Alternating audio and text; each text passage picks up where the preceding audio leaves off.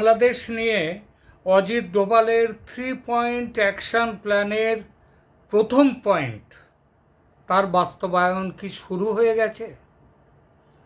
প্রিয় দর্শক, 4-5 দিন আগে এক প্রতিবেদনে বলেছিলাম বাংলাদেশের সংকট সমাধানে 3 পয়েন্ট প্ল্যান তৈরি করে ফেলেছেন রাষ্ট্রীয় সুরক্ষা উপদেষ্টা অজিত ডোভাল। তার সেই প্ল্যান নিয়ে ভারতের cabinet committee on security meeting হওয়ার কথাও বলেছিলাম। সেই মিটিংয়ে এই পরিকল্পনা অনুমোদনও পেয়ে গেছে। তারপর রাষ্ট্রপতির সঙ্গে পরপর 2 দিন দেখা করে তাকে সমস্ত বিষয় জানিয়ে এসেছেন প্রধানমন্ত্রী নরেন্দ্র মোদী। এর কারণ, রাষ্ট্রপতি দেশের সেনাবাহিনীর প্রধান এবং সেনাবাহিনীকে নিয়ে বড় কোনো সিদ্ধান্ত, বিশেষ করে যুদ্ধের সিদ্ধান্ত নিলে রাষ্ট্রপতিকে জানানো এবং তার সঙ্গে আলোচনা করা একটা নিয়ম। তারপর গত 3 দিন আগে হঠাৎই চুপি চুপি পশ্চিমবঙ্গে এসেছিলেন অজিত ডোভাল, ভারতের ন্যাশনাল সিকিউরিটি অ্যাডভাইজার। 2 দিন তিনি রাজ্যে ছিলেন। রাজ্য কেন্দ্রের সমস্ত গোয়েন্দা সংস্থাগুলোর সঙ্গে এবং সেই সঙ্গে বিএসএফ এবং আর্মির সঙ্গেও তিনি মিটিং করেছেন। তাদের মধ্যে কোঅর্ডিনেশন ইত্যাদি নিয়ে কথা হয়েছে। একদিকে ডোভাল এই মিটিং করছেন, অন্যদিকে সেনাপ্রধান ওয়াকারুজ্জামান, সেনাপ্রধান জেনারেল উপেন্দ্র দ্বিবেদী, ভারতের সেনাপ্রধান, তিনি পাকিস্তানকে হুঁশিয়ারি দিচ্ছেন। বলছেন পশ্চিম সীমান্তে গোলমাল পাকানোর চেষ্টা করলে ভারত অ্যাগ্রেসিভলি বা আক্রমণাত্মকভাবে তার জবাব দেবে। মানে বুঝতেই পারছেন, অ্যাটাকিং, নট ওটা ডিফেন্স বলে না, defence is the best offence, এটা আবার যেমন অনেকে বলে তেমনি আবার অফেন্স ইজ দ্য বেস্ট ডিফেন্সও, সেটাও কথা আছে। সুতরাং তিনি আক্রমণাত্মকভাবে জবাব দেওয়া হবে ভারতের পক্ষ থেকে, এই কথাটা ভারতের সেনাপ্রধান বলেছেন।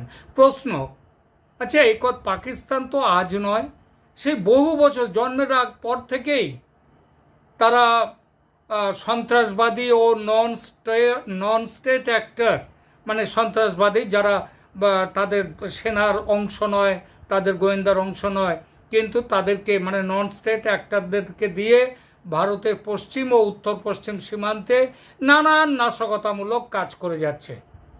হঠাৎ যে সেটা মাত্রা অতিরিক্তভাবে বেড়ে গেছে এমনটা তো নয়। তাহলে হঠাৎ পাকিস্তানকে এই হুমকিটা দেয়া কেন?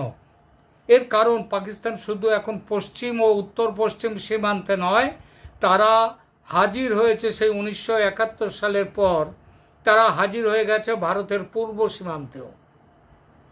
সুতরাং এই হুমকি পাকিস্তানের নামে বাংলাদেশকেও, পশ্চিমের সঙ্গে পূর্বের দেশ তাদেরকেও, আর এখানেই 2024-এর সঙ্গে 1971-এর মিল।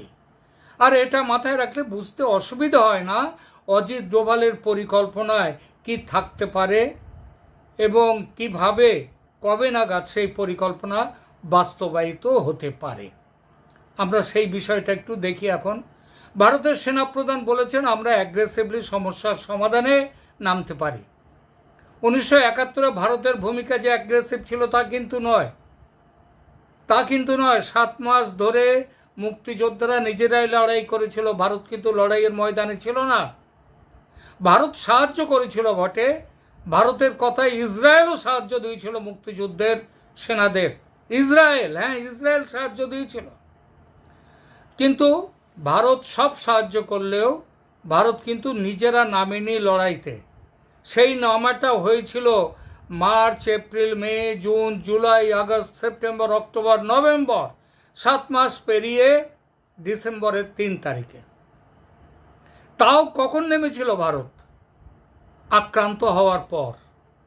প্রথম বিমান হানা পাকিস্তান করেছিল শিয়ালকোটে, তারপর আরও 7 জায়গায়, সর্বমোট 8 জায়গায় পাকিস্তান বিমান বাহিনী আক্রমণ চালিয়েছিল 1971, এবং তারপর ভারত নেমেছিল যুদ্ধে, প্রত্যক্ষ যুদ্ধে। এবার সেনাপ্রধান কিন্তু বলছেন, মানে সেবার ছিল ভারতের রিয়াকশান, এবার হচ্ছে মানে ডিফেন্সিভ রিয়াকশান বলা যায় সেটাকে, সেইভাবে নেমেছিল ভারত যুদ্ধে, প্রথমে পশ্চিম সীমান্তে। এবার সেনাপ্রধান বলেছেন অ্যাগ্রেসিভলি ডিল করবেন। এর সহজ অর্থ, পাকিস্তান সেনা ভারতে আক্রমণ করলে তারপর যে প্রতি আক্রমণে নামবে ভারত, এমনটা নয়। ভারত নিজেই বলছে ভারত নিজে থেকেই আক্রমণে নামতে পারে এবার।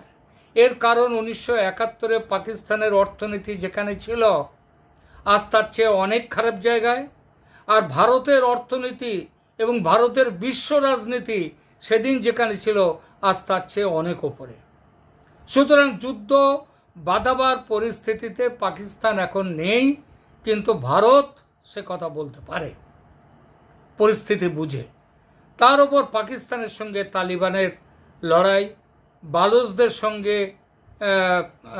পাকিস্তানের সঙ্গে আফগানিস্তানের তালেবানের সঙ্গে পাকিস্তান যে লড়াই শুরু করেছে, বালুচিস্তানের বালুচদের সঙ্গে বালুচ লিবারেশন আর্মির সাথে যেভাবে পাকিস্তান যুদ্ধে জড়িয়ে পড়েছে, তাতে পাকিস্তানের এখন হাল খারাপ। এই অবস্থায় তারা নির্ভর করে আসছে নন স্টেট অ্যাক্টরদের ওপর। নন স্টেট অ্যাক্টর কারা? ওই যে ইসলামিক ফান্ডামেন্টালিস্ট, ইসলামিক টেররিস্ট, ওই যে জিহাদের নাম করে ঝাঁপিয়ে পড়া, যুদ্ধে নিয়ে আসা, তারাই। বাংলাদেশেও এটাই তাদের পরিকল্পনা। বাংলাদেশি সেনাবাহিনীর চেয়ে তাদের বেশি, মানে পাকিস্তানের বেশি ভরসার জায়গা, যেটা 1971-এ অতটা ছিল না, সেটা এবার তাদের এই ভরসার জায়গা তাদের দুটো। একটা হলো বাংলাদেশের রাজাকার, জামাত, হেফাজতে, এই যে ইসলামী সন্ত্রাসবাদীরা, ইসলামী দলগুলো, এবং দুই হচ্ছে রাখাইন প্রদেশ থেকে, মানে মিয়ানমার থেকে চলে আসা যে 12 লক্ষের মতো রোহিঙ্গা সেখানে রয়েছে, তাদের জন্যও কিন্তু বেশ কিছু অস্ত্র এসে গেছে বাংলাদেশে, পাকিস্তান পাঠিয়েছে। আইএসআই ট্রেনিং চালাচ্ছে, এজন্যে পাকিস্তান থেকে যে ট্রেনাররা তারা কিন্তু এসে গেছে বাংলাদেশে। সুতরাং 71-এর সঙ্গে এবারের পরিস্থিতির আরও একটা বড় গুণগত ফারাক আছে।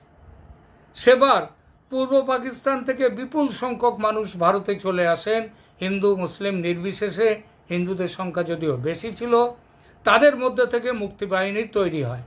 তাদের সংখ্যাটা কিন্তু কম ছিল না, 1,80,000 ছিল তাদের মানে মুক্তিবাহিনীর সংখ্যা।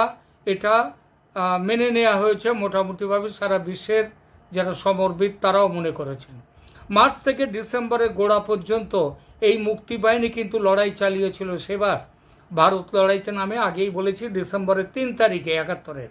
এবার শুরু থেকেই ভারত কড়া পাহারার ব্যবস্থা রেখেছিল সীমান্তে, ফলত শরণার্থী আগমন এবার অনেকটাই কম মানে প্রায় কিছুই নেই, সামান্য কিছু এসছে। এমনকি আগে যেভাবে বাংলাদেশ থেকে যারা অবৈধভাবে ভারতে যে মানুষ যত পরিমাণে আসতো, সেই সংখ্যাও বিপুলভাবে কমে গেছে এখন। ফলে বিক্ষিপ্তভাবে চলে আসা কিছু মানুষদের নিয়ে এবারেও মুক্তিবাহিনী তৈরি হয়েছে ভারতে। তবে 71-এর তুলনায় সংখ্যাটি আদৌ উল্লেখ করার মতো নয়। আরও একটি বিষয়, 71-এ পাকিস্তানের 93,000 সেনা বাংলাদেশে ছিল, তাদের সঙ্গে রাজাকার ছিল 35,000, দুয়ে মিলে 1,28,000। সংখ্যাগত বিচারে মুক্তিযোদ্ধাদের সেবারের সংখ্যার প্রায় সমান ছিল এই সংখ্যাটা। এবার পাকিস্তানের সেনা বাংলাদেশে যৎ সামান্য, কিন্তু দেশের ভেতরে রাজাকার ও তাদের সহযোগীদের সংখ্যা এবার অনেক বেশি। সুতরাং ভারতকে নিজেই উদ্যোগ নিয়ে মুক্তিবাহিনীর পথ চেয়ে, কিংবা বাংলাদেশ থেকে যারা বাংলাদেশের এই বর্তমান অন্তর্বর্তী সরকারের বিরুদ্ধে, অথবা স্পষ্টভাবে বলতে গেলে আওয়ামী লীগ, তার সহযোগী সংগঠনগুলো, এবং বাংলাদেশের স্বাধীনতা মুক্তিযুদ্ধের ঐতিহ্যে যাদের বিশ্বাস, তাদের সংখ্যা এবার মানে ভারত যদি ওখানে তাদেরকে এগিয়ে দিতে হয় লড়াইতে, সেই সংখ্যাটা খুবই কম। সুতরাং ভারতকে নিজেই এবার উদ্যোগ নিয়ে পশ্চিম সীমান্তে ব্যস্ত রাখতে হবে পাকিস্তানকে, এবং একই সঙ্গে পূর্ব সীমান্তে বাংলাদেশও যা করার করতে হবে ভারতকে। 1971-এর মতো মুক্তি বাহিনীর ওপরে এবার নির্ভর করা যাবে না, সে পরিস্থিতি নেই। এখানেই আসছে ভারতের অ্যাগ্রেসিভ হওয়ার পরিকল্পনা।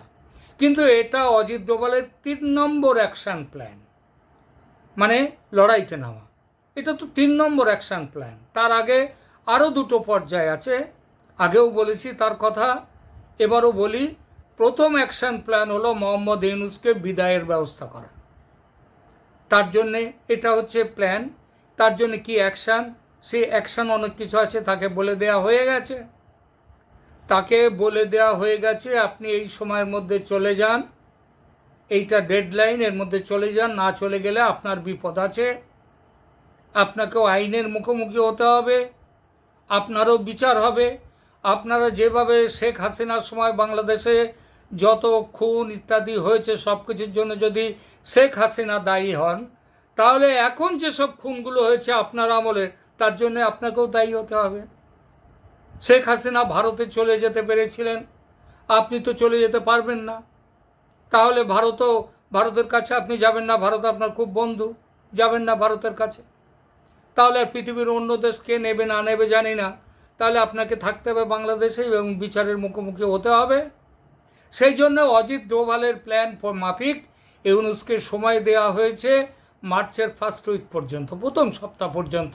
এর মধ্যে সিদ্ধান্ত নিন, গোছগাছ করে নিন, বিদায় হন। এই বিদায় হতে গেলে আপনাকে স্বেচ্ছায় রাষ্ট্রপতির কাছে যান, পদত্যাগপত্র দিয়ে বিদায় নিলে ভালো, নইলে আসবে সেকেন্ড প্ল্যান। সেই সেকেন্ড প্ল্যানটা কি হলো? সেটা হলো যে আপনি পদত্যাগপত্র দিয়ে বিদায় হলে ভালো, নইলে আসরে নামবেন সেনাপ্রধান ওয়াকারুজ্জামান ভারতের পরিকল্পনায় এই অজিত ডোভালের অ্যাকশন প্ল্যানে তিনি রাজি হয়েছেন এক শর্তে। সেটা হলো তার বিরুদ্ধে শেখ হাসিনা কোনো ব্যবস্থা নেবেন না, এইটা তাকে মানে তিনি শর্ত দিয়েছেন। ভারত সেটা শেখ হাসিনাকে সাথে কথা বলে সে শর্তের ব্যবস্থা করে দিয়েছেন যে হ্যাঁ মানা হবে। ওয়াকারুজ্জামান আপনারা খেয়াল করেছেন বেশ কিছুদিন ধরে তিনি কিন্তু উল্টো পথে হাঁটছেন। ইউনূসের সঙ্গে দূরত্ব অনেকটাই বেড়ে গেছে তার। আবার অন্যদিকে প্রেসিডেন্ট শাহাবুদ্দিনের সঙ্গে তার যোগাযোগও বেড়েছে। ব্যাপার স্যাপার দেখে সেনাবাহিনীতে ওয়াকারুজ্জামানের বিরোধী হিসেবে পরিচিত ছিলেন যারা, বিশেষ করে ফয়জুর রহমান অ্যান্ড কোম্পানি, তারা কিন্তু হয়তো খেয়াল করেছেন তারা একটু পিছিয়ে গেছেন। কিছুদিন আগে পর্যন্ত বাংলাদেশ সেনাবাহিনীর মধ্যে যে গোষ্ঠীবাজি চলতো, এটা পাকিস্তান গোষ্ঠী, ফয়জুরের গোষ্ঠী, এটা ভারত আওয়ামী লীগের পন্থী গোষ্ঠী ইত্যাদি ইত্যাদি যে ছিল, সেসব খবর নিয়মিত বেরিয়ে আসতো বাইরে, ছাউনির বাইরে। সেটা এখন আর আসছে না। এর একটাই কারণ, সব গোষ্ঠী বুঝেছে দেশের ভবিষ্যৎ এখন ইউনূসের হাতে নয়, পাকিস্তানের হাতে নয়, চীনের হাতে নয়, বাংলাদেশের ভবিষ্যৎ এখন ভারতের হাতে, মোদির হাতে। সুতরাং এরপরেও যদি সেনার তরফে কেউ যদি উড়তে গেলে তার ডানা ছাঁটা হয়ে যাবে। তো যেটা বলছিলাম, ফার্স্ট স্টেপ ইউনূসের স্বেচ্ছা বিদায়, তাকে অফার দেওয়া হয়েছে পদত্যাগ করে দেশ ছাড়ার। তিনি রাজি না হলে সেকেন্ড স্টেপ ওয়াকারুজ্জামান তাকে ধরে নিয়ে আসবেন, তাকে হয় ভেতরে ঢুকিয়ে দেবেন, উপদেষ্টা পরিষদ ভেঙে দেবেন রাষ্ট্রপতি, ক্ষমতা নিজের হাতে তুলে নেবেন রাষ্ট্রপতি, দেশব্যাপী কারফিউ জারি হবে, সেনা ছড়িয়ে পড়বে। এবার বাইরে 1-2 জন বেরোতে গেলেই তখন গুলি চলবে। সুতরাং কারফিউ ভেঙে আমাদের একটা ইয়েতে শুনছিলাম, সম্ভবত নুরুল কবির সাহেবের ইন্টারভিউতে তিনি প্রশ্ন করছেন যে আপনি কি করে পালিয়ে গেলেন, যখন আপনি প্যারিস চলে গেলেন বাংলাদেশ ছেড়ে জুলাই মাসে, কিভাবে গেলেন, তখন তো কারফিউ চলছে। তার উত্তরে তিনি বলেছিলেন আমি কারফিউ ভেঙে চলে গিয়েছিলাম। হ্যাঁ, কারফিউ ভেঙেই যেতে হয়েছিল। তো সেবার তিনি কারফিউ ভেঙে বিমানবন্দরে যান, পালিয়ে যান দেশ ছেড়ে। এবার সে সুযোগ পাবেন না, তাদের সেনা কাস্টডিতে নেওয়া হবে। ভারতীয় সেনার পক্ষ থেকে কিছু নির্দিষ্ট লক্ষ্যবস্তুর ওপর সার্জিক্যাল স্ট্রাইক হতে পারে এইবার, প্রয়োজন পড়লে সেটাও। আর মূল যদি সব কিছু ঠিকঠাক মিটে যায়, সার্জিক্যাল স্ট্রাইকও পর্যন্ত হবে না। এর মূল উদ্দেশ্য সার্জিক্যাল স্ট্রাইকের হচ্ছে দেশের ভেতরের মৌলবাদীরা যাতে ট্যাপও না করে, তারাও যাতে আবার মানে ওই ধর্ম রক্ষা করতে যাতে না নেমে পড়ে। সুতরাং দেশের ভেতরের মৌলবাদীদের দুঃসাহস ভাঙতে ভারতের লক্ষ্য থাকবে এই কারফিউ জারি করা হবে, আর ভারতের লক্ষ্য থাকবে পুরোপুরি যুদ্ধ যাতে না বাঁধে সেটা দেখা। ভারতের এটাও লক্ষ্য, ওই জন্যই ওই সার্জিক্যাল স্ট্রাইকের কথা। এরপর তৃতীয় স্টেপ, শেখ হাসিনাকে বাংলাদেশে ফিরিয়ে নিয়ে যাওয়ার ব্যবস্থা করবেন ওয়াকারুজ্জামান। শেখ হাসিনা শপথ নেবেন আবার প্রধানমন্ত্রী হিসেবে, এখনো পর্যন্ত যেটা ঠিক আছে। তবে একটি শর্ত তাকেও দেয়া হয়েছে, সেটা হলো কয়েক মাসের মধ্যে সংসদীয় নির্বাচনের ব্যবস্থা তিনি করবেন। সেই নির্বাচন হতে হবে ফ্রি অ্যান্ড ফেয়ার এবং ইনক্লুসিভ নির্বাচন। সব দল সেখানে থাকবে, এমনকি জামায়াতও থাকবে, জামাতকেও নিতে হবে সেই নির্বাচনে। তো জামাত, বিএনপি এরা সবাই সেই অংশ নেবে সেই নির্বাচনে। এবং আগেই বলেছি এই নির্বাচনকে ফ্রি অ্যান্ড ফেয়ার হতে হবে। এই নির্বাচন যাতে ফ্রি অ্যান্ড ফেয়ার হয় তার জন্য মজুদ থাকবে রাষ্ট্রসংঘের বিশেষ বাহিনী। এমন হতে পারে রাষ্ট্রসংঘ সেই বাহিনীর ব্যবস্থা করবার জন্য ভারতকেই আমন্ত্রণ দিতে পারে, তোমার সৈন্য পাঠাও, তোমরা দেখো, রাষ্ট্রসংঘের পর্যবেক্ষক থাকবে। এই তো ভালো, তারা নজর রাখবে এই পর্যবেক্ষকরা নির্বাচনী বিধি ব্যবস্থা সব ঠিকমতো পালিত হচ্ছে কিনা তার উপর। এই প্রসঙ্গে আরেকটি বিষয় পরিষ্কার হয়েছে। অনেকেই বলছিলেন যে হিন্দুদের সুরক্ষার জন্য বাংলাদেশকে 2 টুকরো করতে হবে, কিংবা করবে হয়তো ভারত সরকার। কিন্তু জানা গেছে অত্যন্ত বিশ্বস্ত সূত্র থেকে যে বাংলাদেশকে 2 টুকরো করবার কোনো প্ল্যান, সেই প্ল্যান ভারতের নেই। আগে যারা বলছিল হিন্দুদের জন্য রংপুর ও চট্টগ্রামে 2টো স্বশাসিত প্রদেশ গঠন করতে কিংবা এই দুটোকে আলাদা করে নিতে, তারা সেটা জেনে রাখুন সেটা হবে না। কারণ বাংলাদেশকে খণ্ডিত করে দুর্বল করার চিন্তা অতীতে যেমন ছিল না ভারতের, তেমনি ভবিষ্যতেও থাকবে না। ভারত চায় হিন্দুরাও সুরক্ষিত থাকুক বাংলাদেশে এবং আইনের শাসন সেটাও বজায় থাকুক বাংলাদেশে। বাংলাদেশ হিন্দুদের সুরক্ষা দিক, এইটাই কেবল চায়। সারা দেশে, বাংলাদেশে সমস্ত গ্রামে গঞ্জে সর্বত্র হিন্দুরা সেখানে বসবাস করে। কোন জায়গা কেটে নিয়ে বাংলাদেশ থেকে হিন্দুদের জন্য আলাদা রাষ্ট্র করা হবে? এটা সম্ভব নয়, এটা কোনো হিসাবেই এটা বাস্তবসম্মত নয়।